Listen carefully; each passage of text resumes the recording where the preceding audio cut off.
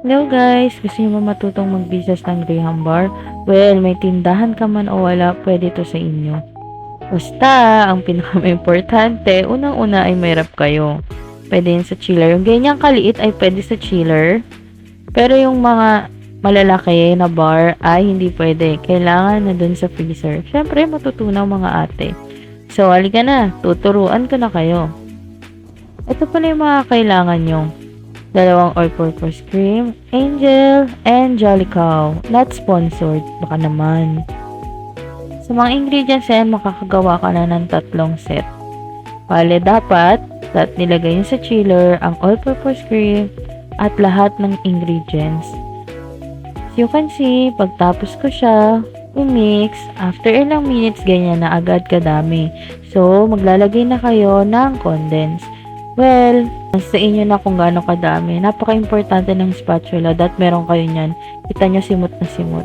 Tapos paikutin katulad ng papaikot sa inyo ng ex nyo. After 4 minutes, 3 to 4 minutes, ganyan na karami yan mga B. 3 set na ang magagawa nyo dyan.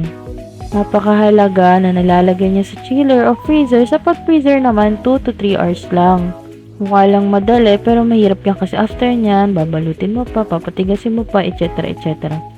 Oh, siguro naman marunong na kayong maglagay sa Tupperware nyan, di ba? So, ganyan ang gagawin nyo. Super thick siya. As you can see, hindi siya lumulubog, di ba? Para na siyang ice cream. So, ito naman sa cookies and cream. Siyempre, binubudburan ko lang. Tapos, sinalo ko lang, nilubog-lubog ko lang. Tapos, yan na. Ganyan lang kadali. Maggawa ng Graham Bar. Bale, hindi ko siya sinasama sa mixer kasi ayaw ng mga suki ko na durog-durog. Mas gusto nila yung napipil nila may buo-buo sa cookies and cream. Actually, kahit anong cookies naman ang gamitin nyo, cream o Oreo, bahala kayo. Basta huwag niyong titipirin, dapat sulit na sulit para balik-balikan kayo ni customer. Disclaimer lang po, naghuhugas po ako ng kamay. Madikitan lang ako ng cream. Lagi ako naghuhugas. As in, dikit, hugas. So, sobrang linis ng aking kamay. So, yun lang. Madali ang tutorial to. Siguro naman basic na sa inyo. Ito yung price list para magka-idea kayo. So, yun lang. Thank you so much!